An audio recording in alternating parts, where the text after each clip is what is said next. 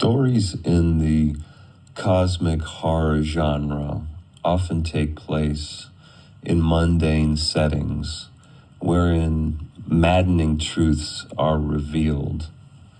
If the setting is the Earth we know, it's one where things that defy explanation turn out to be real, but have, in the subject's experience, been heretofore consigned to legend. And it turns out that's just due to rarity.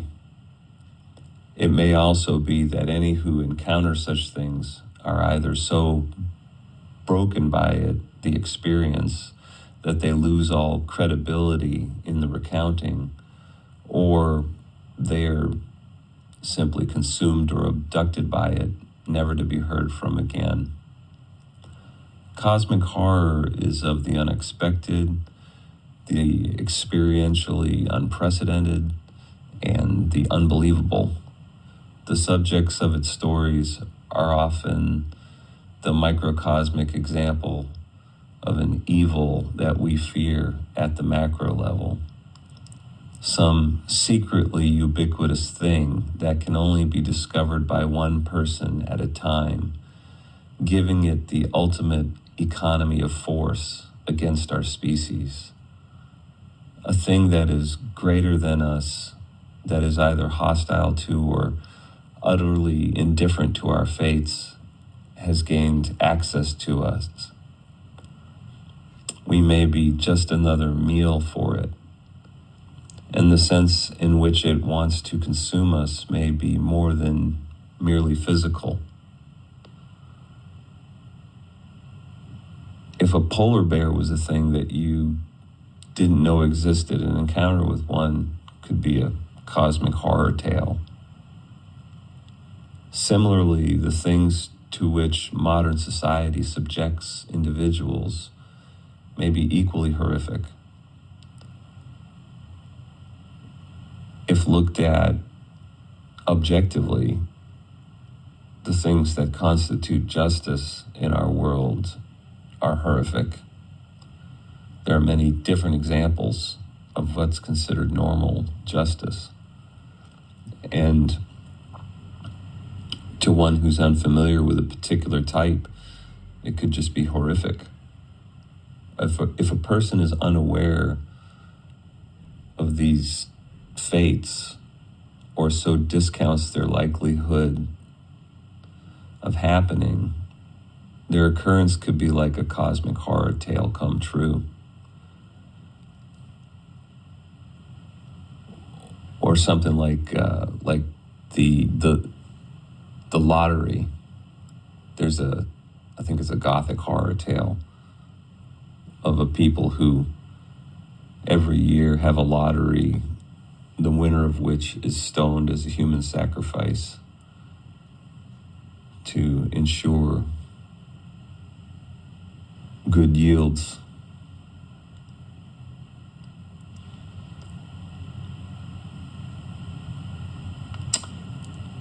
In cosmic horror, we see people encountering anomalous things and never getting the chance to tell the tale. Like one is in an abandoned place and is swallowed up by the universe without anybody seeing it. Things that happen, but rarely in human experience, have the ability to catch us off guard and destroy us. An unsuspecting population can be exploited without their conscious knowledge of it. People can tacitly consent to things without understanding the full scope of their impact.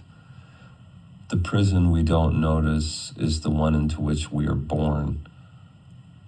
Modern life is like a cosmic horror tale that reveals the mundane to be secretly sinister. The intentions behind a human invention can be evidenced in the outcome it ultimately creates. The horror in which we live is revealed in the unforeseen ends of seemingly innocuous day-to-day things.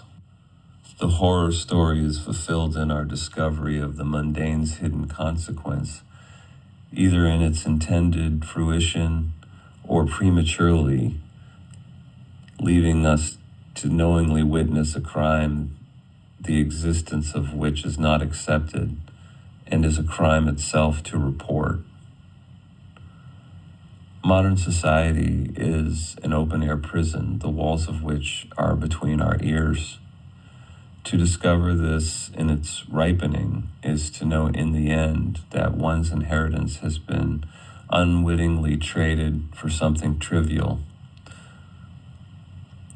and to something that's as low as a snake that lacks the capacity to appreciate it themselves. Like when a constrictor consumes some beautiful creature, it's nothing but a single meal for the predator.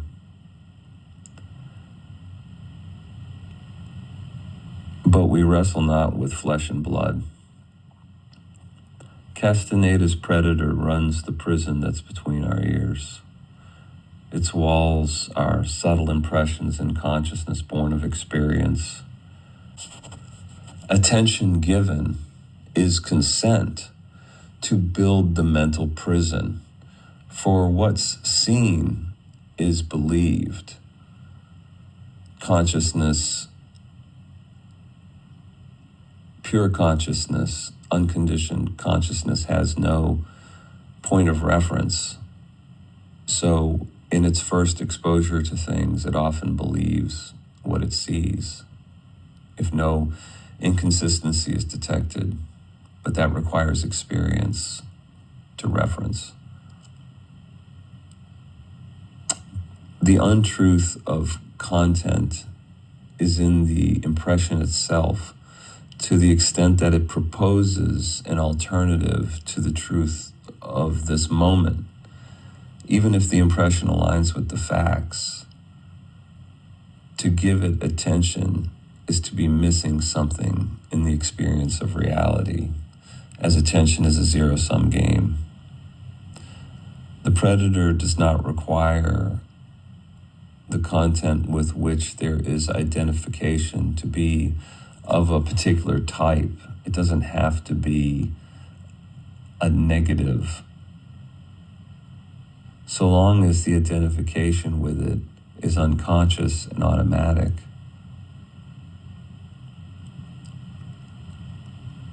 It has power. So the identity of the good guy is just as conducive to unconsciousness as the identity of the villain. An action that could be objectively viewed as heinous could be righteous in the eyes of its perpetrators if their identity is taken to be righteous. A mind that holds moral views can still be connected to an energy body that carries a low vibration. The parasite is content appearing in awareness, as is what we take ourselves to be. But the parasite is wholly subtle, and what we take ourselves to be is both gross and subtle. The parasite becomes the subtle aspect of the self by virtue of the space it holds. It's rooted in the thought I and builds from experience relating to the form and its provenance. In its absence, the space is filled with the truth, as it is in the child before words, but there's no developed capacity to recall that. The parasite is like a subtle version of the tongue-eating louse, this creature that lives in a fish's mouth and devours and replaces its tongue. It occupies the space where something else should be and feeds on its host. The human body converts the gross into the subtle. It takes in gross food and through a process converts it to the subtle energy. It takes energy that's in gross form and converts some of it to subtle. The human body is like a straw that moves energy from the gross to the subtle. The subtle form that is created through conditioning must be fed the energy that follows attention to survive. So this prison, though served by embodied beings, exists for the benefit of the subtle formation in consciousness that petitions for its share of attention, the predator. That attention can be internally sourced through rumination or externally sourced through exhibition. The consumption and transmutation of the energy that follows attention can be managed through spiritual practice. Spiritual practice can build concentration that allows for a one-pointed mind. When attention can be focused into some non-relational content, the predator is deprived. Thus, meditation is a spiritual practice. Meditation is not stopping the mind, but rather stopping the reaction to it. If the mind is suppressed through willpower, concentration, it will not lose its relational power to trigger the body. It will eventually reassert itself. That power is predicated on unconscious belief in being the subject of thoughts. If that belief exists, then the mind will eventually recapture its power over attention. It's like the call of one's child versus that of a stranger. The call of one's child is irresistible to a sane person, but a stranger is easy to ignore. So long as the mind is self, it will not remain suppressed. Its call will be heeded. Accordingly, meditation is temporary in mind identification and permanent in the lack thereof. In the absence of attention, the predator starves and shrinks away, and in the space it leaves appears the truth that is our true inheritance. Human beings know how to manipulate minds. The particulars of an identity can be installed through exposure to content, which is facilitated through technology. Thus, human behavior can be influenced through the capture of attention.